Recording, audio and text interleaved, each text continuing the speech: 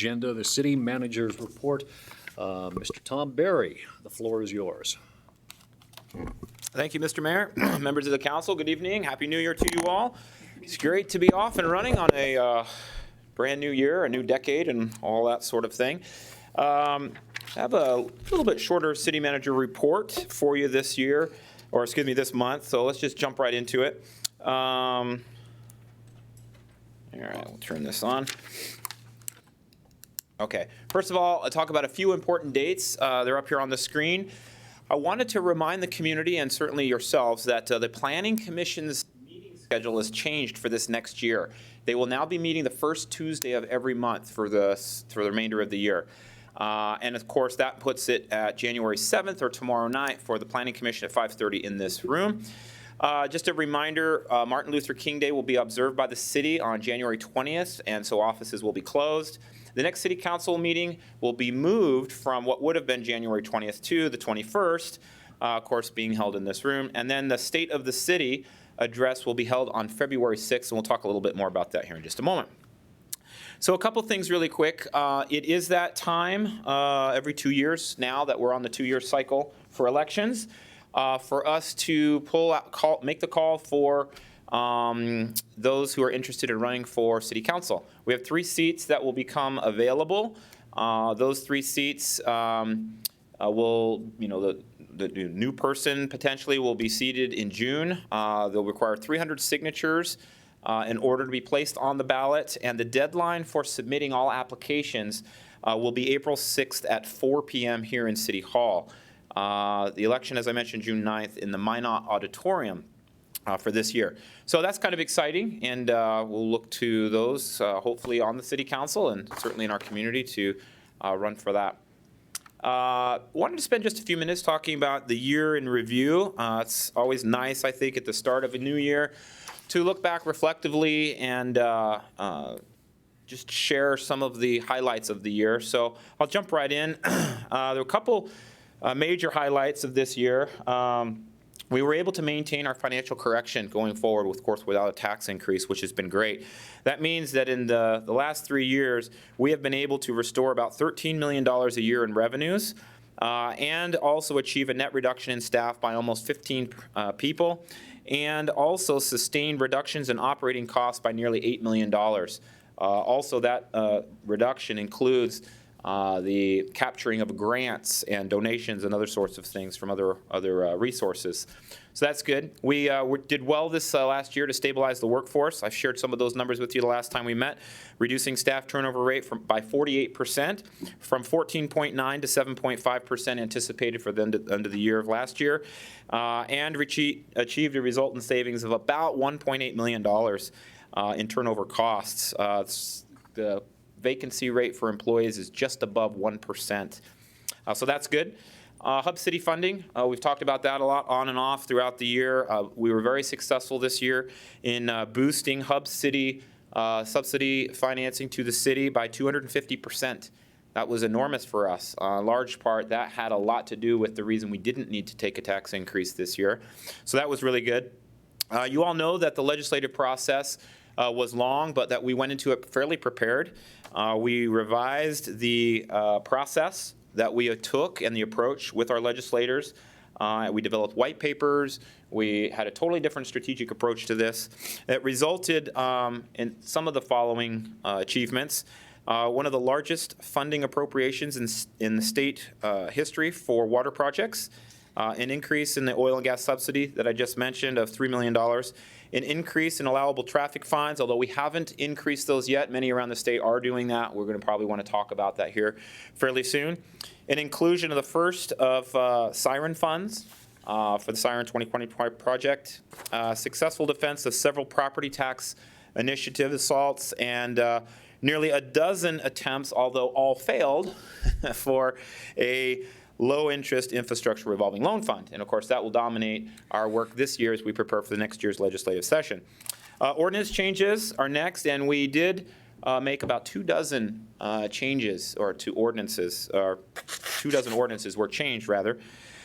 which resulted in clarifying operations, modernizing policy making, making more business-friendly improvements, and of course improving litigation mitigation and attempts to reduce litigation against the city as well.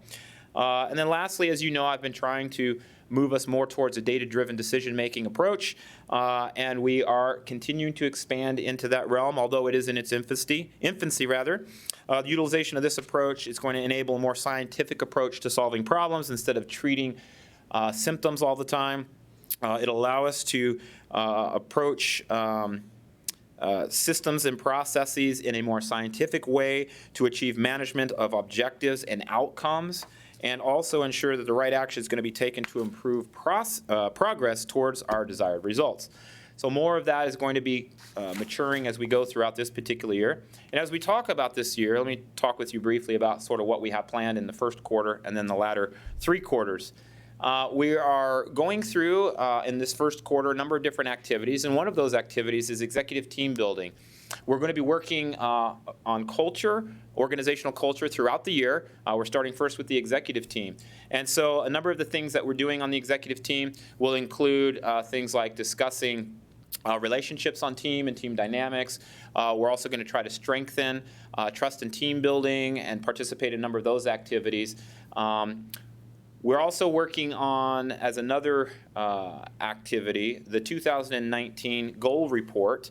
And this is I think we talked about 105 different goals that were set for our team last year. So we'll be reporting those out to you before the end of the month. And so staff are putting finishing touches on that. The recruitment task force activity that was started in the fall of last year, we hope in the first quarter to finish that report and get that to you for recommendations. We'll also be finalizing development of key performance indicators as our first move into performance management as an organization. And then finally, in the first quarter, we will be developing the 2020 goals as we move forward into this next year. For the second, third, and fourth quarter of this year, these are the anticipated activities that we'd like to begin putting our effort towards. First of all, in customers, we do want to advance our customer service standards both in training, and we have already started that. We want to continue that. And we want to develop and administer a citizen satisfaction survey. This will be the first time that I think we've done that, at least in recent history. And we did put money in the budget for that I appreciate you all supporting us on. But this will be a true, statistically valid citizen satisfaction survey, which will give us a benchline, because we won't have anything really to compare it against, in regards to measuring future progress in various programs and plans and projects and services and those types of things.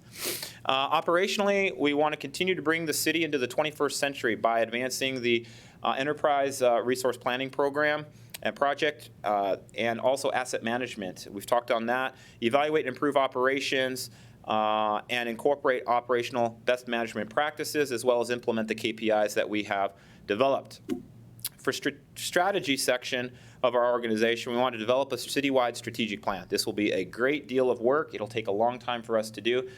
There are aspects of this that I anticipate we can start before the election, which might be actually prudent to start before the election, like conducting a SWOT analysis. That's something that you want to do with a lot of institutional knowledge. So maybe it makes sense for us to do that while we have our council, that we have now and have had for several years.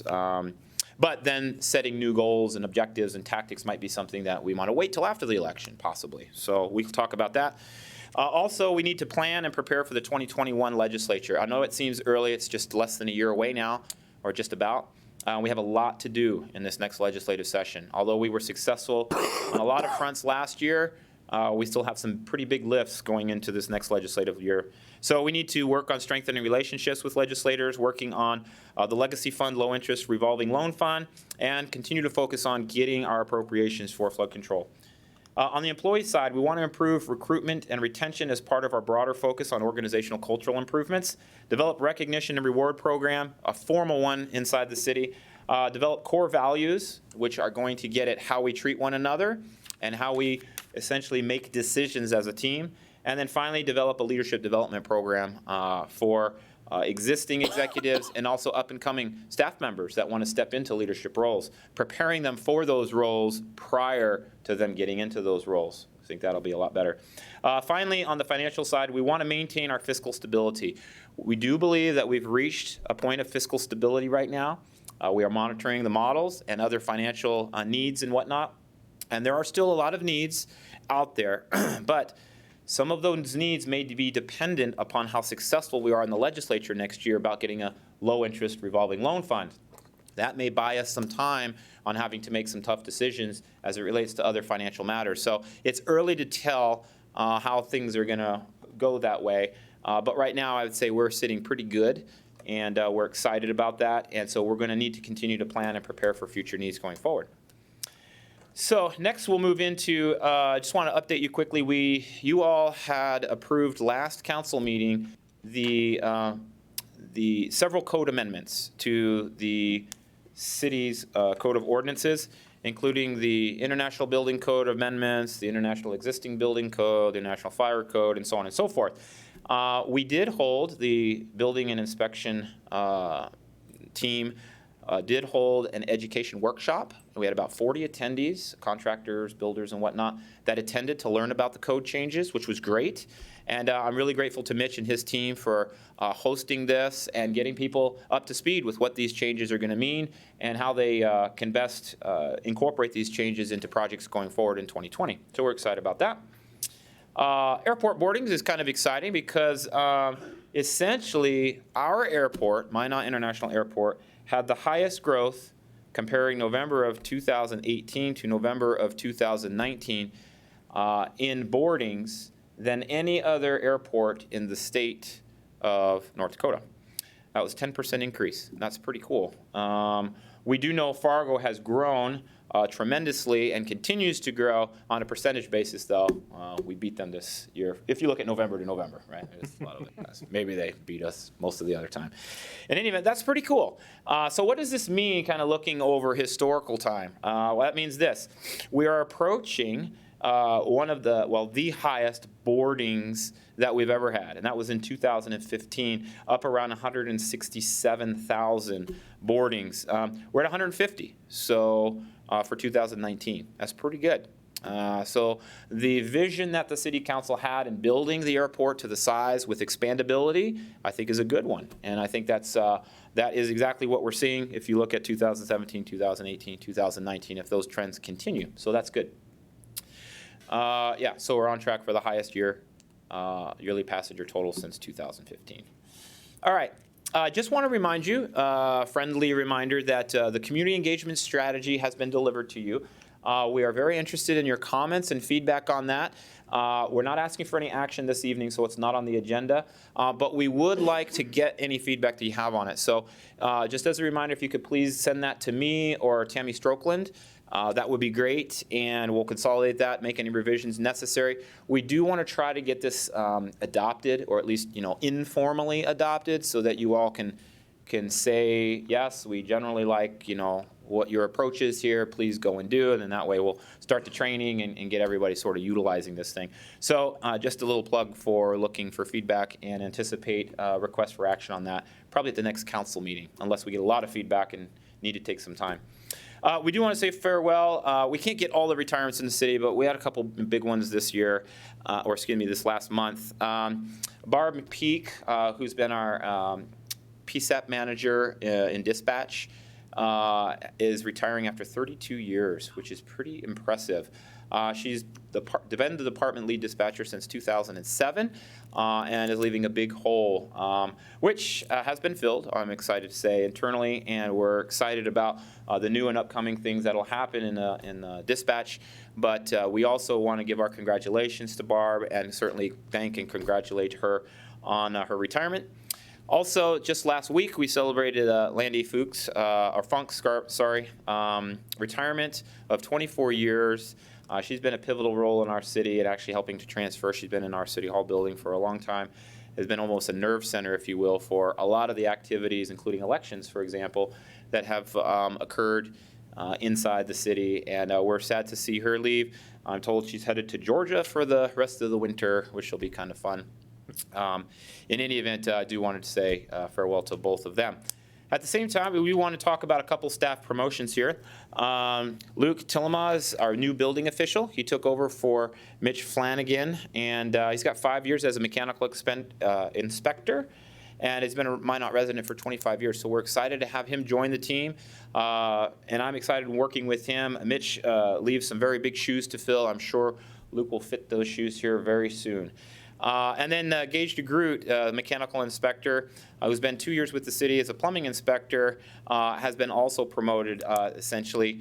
And he's a lifelong resident as well and does have a master plumber license with the state of North Dakota, which is all good. So I want to celebrate those promotions and congratulate those staff members that have decided to take in their career to the next step and serve at a higher level in our organization. Next, I would like to get the police chief to join me for this next one. The North Dakota Peace Officers Association